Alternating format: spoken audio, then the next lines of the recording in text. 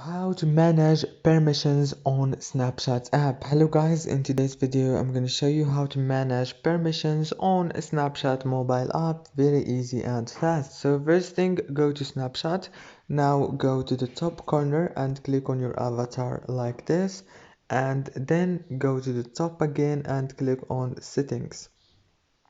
Now after you click on settings, it will take you to this page. Right here you will find many options, but all what you have to do is just scroll down until you find the permissions option right here, as you can see in the privacy.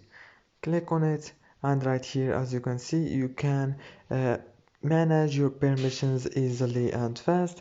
For example, you can tap to enable contacts and tap to enable location or microphone or phone or call log. It's very easy, and that's it for today's video. Don't forget to like and subscribe.